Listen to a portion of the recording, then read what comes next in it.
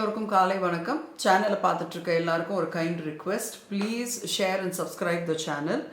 நிறைய இன்ஃபர்மேட்டிவான ப்ரோக்ராம்ஸ் இன்னும் நிறைய வரப்போகுது. ஸோ எல்லாருமே சேனலை சப்ஸ்கிரைப் பண்ணுங்கள். இன்றைக்கி நம்ம எதை பற்றி பேச போகிறோம் அப்படின்னா, பிரபலமாக இப்போ அரசியல் சூழ்நிலையில் என்ன நடந்துகிட்ருக்கு, பாக்கி சில விஷயங்கள் தெரிய வராதவங்களுக்கு தெரிவிக்கத்தான் இந்த உரையாடல். ஐயா வணக்கம். வணக்கம்மா. இப்போ நம்ம எதிர்க்கட்சி தலைவர் ஐயா எடப்பாடி பழனிசாமி அவர்கள் சில கேள்விகளை நம்ம ஆளுங்கட்சி நம்ம சிஎம் ஸ்டாலின் ஐயாவுக்கு வச்சுருக்காரு. என்ன அப்படின்னு கேட்குறாருன்னா, அவங்க இருந்த பீரியடுக்கும் ஏடிஎம்கே இருந்த பீரியடுக்கும் டிஎம்கே இருந்த பீரியடுக்கும் வருமானம் செலவு அந்த கணக்கெல்லாம் ஒரு ஃபிகர் எடுத்து அவர் கேட்டிருக்காரு. இந்த கேள்விக்கு என்னங்க ஐயா பதில்? இந்த கேள்வி சரியான கேள்வியா? எடப்பாடி மாண்புமிகு முன்னாள் முதல்வர் எடப்பாடி பழனிசாமி அவர்களுடைய காலத்தில் நிறைய மக்கள் நலத்திட்டங்கள், மாண்புமிகு மறைந்த முதல்வர் புரட்சி தலைவி அம்மா அவர்கள் நடத்திய மக்கள் நலத்திட்டங்கள் அனைத்துமே செயல்படுத்தப்பட்டது. அந்த திட்டங்கள் எல்லாம் அதில் முழுமையாக நீங்கள் பார்த்தீங்க அப்படின்னா அந்த திட்டங்கள் எல்லாம் இப்போ நிறுத்தப்பட்டிருக்கு. எந்த திட்டமுமே அது செயல்பாட்டில் இல்லை. செய்கிறோங்கிற மாதிரி சொல்கிறாங்க, எதுவுமே செயல்பாட்டில் இல்லை. ஆனால் வரவு என்பது அவங்க இருந்ததுக்கும் இப்போ இவங்க ஆட்சி எடுத்ததுக்கு அப்புறமும் 1,10,000 கோடி அதிக அளவுல வருமானம் வந்திருக்கு அரசுக்கு, டிஎம்கே அரசுக்கு வந்திருக்கு. அதே போல கடனாக இவங்க இந்த 4 வருஷத்துல 3,53,000 கோடி கடனாக வாங்கியிருக்கிறாங்க. டிஎம்கே அரசு வாங்கியிருக்காங்க. ஆமா, கடனாக வாங்கியிருக்காங்க. சரி, இவ்வளவு வருமானம் அதிகம் வந்தும் இவ்வளவு கடன் வாங்கியும் முதலீட்டில் எங்கேயாவது பெரிய அளவில் முதலீடு பண்ணியிருக்கிறாங்க? பெரிய பெரிய இதுகளில் முதலீடு பண்ணி வருமானத்துக்கு புதுசாக தொழில்களை ஆரம்பித்து இந்த கடனை எல்லாம் வாங்கி அதில் முதலீடு பண்ணியிருக்காங்க, அதிலிருந்து நமக்கு வருமானம் வரும் அப்படின்னு சொல்லிட்டு நினச்சா அது இல்லவே இல்லை. இந்த பணங்கள் அனைத்துமே செலவான மாதிரியும் மேற்கொண்டு கடன் வாங்குற மாதிரியும் கஜானா காலியாகி திவாலாகக்கூடிய ஒரு சூழல்ல பொங்கலுக்கு 1000 ரூபா கூட கொடுக்க முடியாதுங்கிற மாதிரி சொல்லிட்டாங்க. இல்ல, அவர் இன்வெஸ்டர்ஸ் மீட்டை வச்சு ஹுண்டாய் கம்பெனிலேருந்து நிறைய ஃபாரின் கம்பெனி இன்வெஸ்ட்மெண்ட்ஸ் வந்திருக்கிறதாக முதலமைச்சர் தெரிவிச்சார் இல்லையா? அது பூரா எம்ஓஇ தானமா சைன் பண்ணியிருக்காங்க. எங்க வந்திருக்கு, எந்த கம்பெனி வந்திருக்கு, எந்த கம்பெனி ஆரம்பிச்சாங்க, எத்தனை பேருக்கு வேலை கொடுத்து. இல்ல, அந்த கார் ரேஸ் நடத்தினதுமே அந்த ஒரு வருமானத்துக்கு ஈர்க்கிறதுக்கு தானே அவர் அதெல்லாம் கிடையாது. அது அவங்களுடைய பொழுதுபோக்குக்கு கார் ரேஸ் நடத்திக்குவாங்க, பீச்சில் உணவு திருவிழா நடத்துறேன்பாங்க, அப்புறம் பலூன் திருவிழா நடத்துறேன்பாங்க, சங்கமம் கலை நிகழ்ச்சின்னு சொல்லிட்டு எல்லாரையும் கூப்பிட்டு காசு கொடுத்து அவங்களுக்கு வேண்டிய அந்த திமுக காரவங்களை ஆட்டம் பாட்டம் போடுறதுக்கு அந்த குரூப்பை இறக்கி விடுவாங்க, ஆட்டம் பாட்டம் போடுவாங்க. இவங்க எல்லாருமா போயிருந்து அதை வேடிக்கை பார்ப்பாங்க, திறந்து வைப்பாங்க, இதைத்தான் பண்ணுவாங்க. மற்றபடி உருப்படியாக எந்த முதலீட்டு செலவும் இந்த பணங்களில் செய்யப்படலை. அதுதான் மாண்புமிகு முன்னாள் முதல்வர் எடப்பாடி பழனிசாமி சட்டமன்றத்திலே கேட்டிருக்கிறாரு. சட்டமன்றத்தில் பதில் சொல்லாம இன்றைய நிதி அமைச்சராக இருக்கக்கூடியவர் வெளியில அதுக்கு ஒரு 5-6 நாள் சென்று ஒரு கணக்கு வழக்கு எடுத்து ஒரு அறிக்கை மாதிரி கொடுத்துருக்காரு. அந்த அறிக்கையில உள்ள விவரப்படி நீங்க பார்த்தாலும் அரசுக்கு வந்த வருமானங்கள் எங்கே போச்சு, எதுல கொண்டு போய் அதை செலவு பண்ணாருங்கிற புள்ளி விவரம் சரியாக இல்லை. அதனால அதுக்கு வெள்ளை அறிக்கை கொடுக்கணும்னு தான் அவர் கேட்கிறாரு. கண்டிப்பாக இந்த பணம் யாருக்கு போயிருக்கு, எங்கே போயிருக்குங்கிறது தெரியணுங்கிற கேட்கிறாரு. அவங்க மக்களுக்கு செலவு பண்ணிருக்கிறதாக தானே சொல்றாங்க. மக்களுக்கு என்ன செலவு பண்ணிருக்காங்க? 1000 ரூபாய் ஊக்கத்தொகை கொடுத்திருக்காங்க, பஸ் விட்டுருக்காங்க, அதுக்கு தானே அவர் செலவு பண்ணிருக்கதாக. எல்லாமே கண் துடைப்பு. யார் இப்ப எத்தனை பேருக்கு 1000 ரூபாய் கொடுத்திருக்காரு, எந்த பஸ்ஸை ஃப்ரீயா விட்டுருக்காரு, ஃப்ரீயா போன பஸ்ஸில் ஏறினவங்கள அவங்க அமைச்சர்களை ஓசி பயணமா பண்ணிக்கிட்டு இருக்கீங்கன்னு கேட்குறாரு. இந்த 1000 ரூபாய் கட்சிக்காரங்களுக்கு கொடுத்தாங்க, அதை வாங்கி நீங்க மேக்கப் போட்டு ஜாலியா இருங்கிறாரு. இந்த மாதிரியெல்லாம் அவங்க பேசுறாங்க. மக்களையே மதிக்காத அரசு திமுக அரசு. மக்கள் எல்லா பக்கமும் கொந்தளிச்சு போயிருக்காங்க. விலைவாசி எல்லாம் விண்ணை முட்டக்கூடிய அளவுல இருக்கு. அதனால இந்த கேள்விக்கு அவங்க சரியான பதிலை சொல்லணுங்கிறது தான் என்னுடைய கருத்தாக இருக்கு. அப்ப 2026 திமுக வருமா வராதா? 2026 எப்படியாவது திமுக ஜெயிச்சிடணும் அப்படிங்கிறதுக்கு தான் 2021 என்ன செஞ்சாங்கன்னா, பிரசாந்த் கிஷோருங்கிற ஒருத்தரை வச்சு அவருக்கு 300 கோடி கொடுத்து ஊர் ஊராக ஆளுகளை போட்டு என்னென்ன கொடுத்து எப்படி வாக்குறுதிகளை கொடுத்தா செய்யலாம் அப்படின்னு ஊரா போட்டு மனுவெல்லாம் வாங்கினாரு. அதாவது மார்க்கெட்டிங் பண்ணாங்கன்னு சொல்றீங்களா? ஆமா, அவங்க கொடுத்த அந்த மனு இந்த பெட்டியில நீங்க போட்டீங்கன்னா நான் முதல்வராக வந்தவொடனே திறந்து எல்லாருக்குமே எல்லாமே செஞ்சிருவேன்டாரு.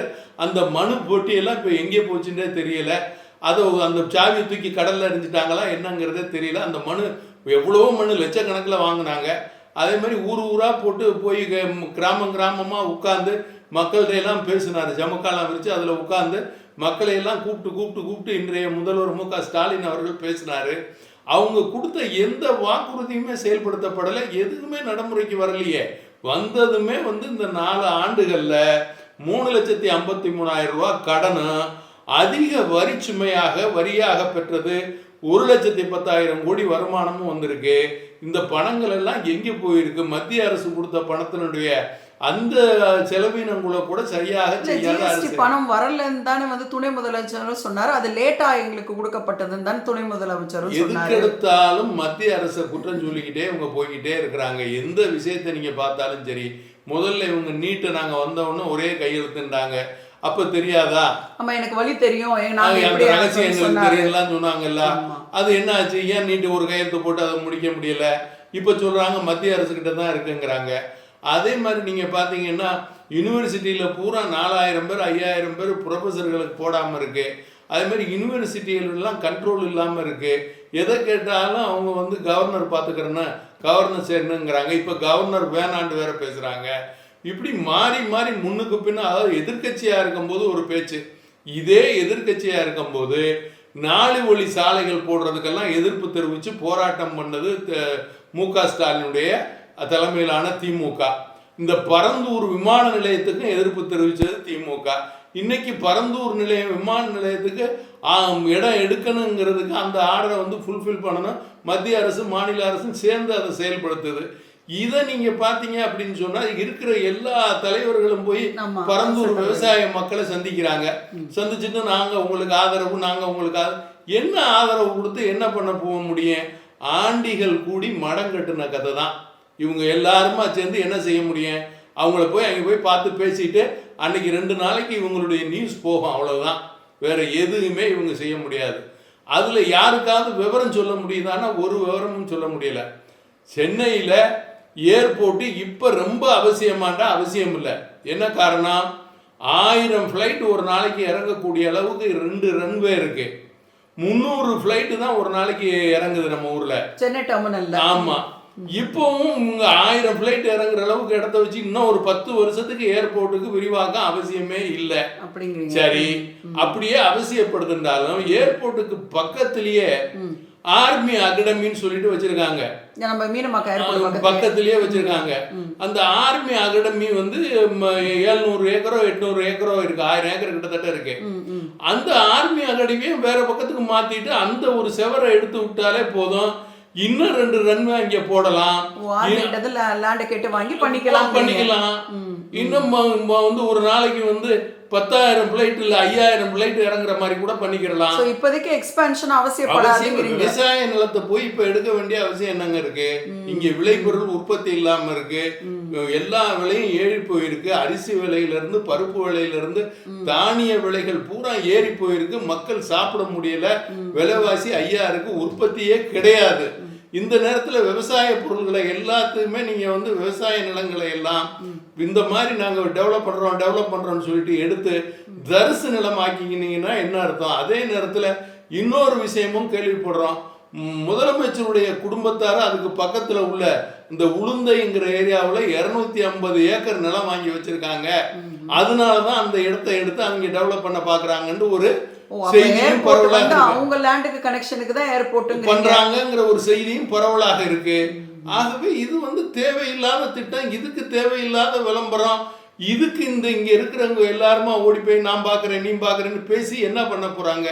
வீண் பேச்சு இது. இப்போ அடுத்து என்னோட கேள்வி சாதிக் பாஷா அவுலியாவோட தர்கா திருப்பரங்குன்றத்துல என்னங்கய்யா அங்க நடந்துகிட்டு இருக்கு? சிக்கந்தர் மலைன்னு சொல்றது, அது சிக்கந்தர் பாஷா அவுலியான்னு சொல்லிட்டு இது ரொம்ப காலங்காலம் தொட்டு இருக்கு. அங்க முருகன் கோயிலும் இருக்கு, இதுவும் இருக்கு. ரொம்ப அமைதியா எல்லாரும் ஒண்ணு மண்ணுமா அந்த மக்கள் மாமன் மச்சனாக ஒண்ணு மண்ணுமா வழிபட்டு இருக்காங்க. அங்க கந்தூரி நடக்கும் போது எல்லாருமே போய் சாப்பிடுவாங்க. அப்ப இப்ப ஏன் வேற்றுமை வருது திடீர்னு சொல்லிட்டு? இப்ப இந்த திமுக ஆட்சி வந்துட்டாலே இந்த நிலவரங்கள்லாம் ஜாதி சண்டைகள் அதிகமாயிடும். உங்களுக்கு பாம்பு வைக்கிறது, ஜாதி சண்டையெல்லாம் திமுக ஆட்சிக்கு வந்தாலே யாரையாவது தூண்டி விட்டுருவாங்க, அதே மாதிரி இந்து முன்னணியை தூண்டி விடுவாங்க, இப்படி பல பேரை தூண்டி விட்டு கோயம்புத்தூருங்கிறீங்களா? இப்போ ஆமா, அங்கே வந்து இப்ப மதுரையில தான் கலவரம் இல்லாம இருக்கு, இப்ப மதுரையிலையும் கலவரம் பண்ணலான்ற நிலைக்கு வந்துட்டாங்க. இப்ப இந்த கலவரம் ஏங்கிறது தெரியல. இது முழுக்க முழுக்க இதுக்கு பின்னால வந்து அரசியல் பின்னணி இருக்கு. இதை ஒடுக்கலைன்னா இது பெரிய அளவு பாதிப்பை ஏற்படுத்தும். அதே நேரத்துல தேர்தல் வர்றதுனால மக்களுடைய கவனத்தை திசை திருப்புறதுக்கு, ஜாதி வாரியா பிரிச்சு திசை திருப்புறதுக்கு இந்த விளையாட்டை வந்து திமுக தான் பண்ணுவாங்கங்கிறது தான் என்னுடைய கருத்து. சரிங்க ஐயா.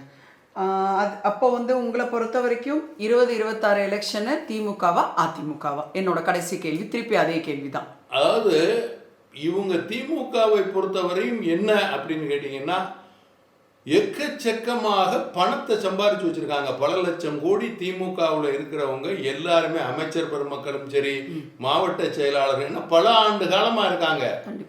அப்ப ஏகப்பட்ட பணத்தை வச்சிருக்காங்க. பணத்தை வச்சு மக்களை விலைக்கு வாங்கிடலாங்கிறதுல தெளிவா இருக்காங்க. இப்ப நீங்க இதுக்கு எடுத்துக்காட்டாக உங்களுக்கு ஒண்ணு சொல்லணும்னு சொன்னா, ஈரோடு எலெக்ஷன், இப்ப இந்த ஈரோடு இடைத்தேர்தல், ஆமா 3வது இடைத்தேர்தல் இது, அந்த ஊருக்கு 3வது இடைத்தேர்தல் இது.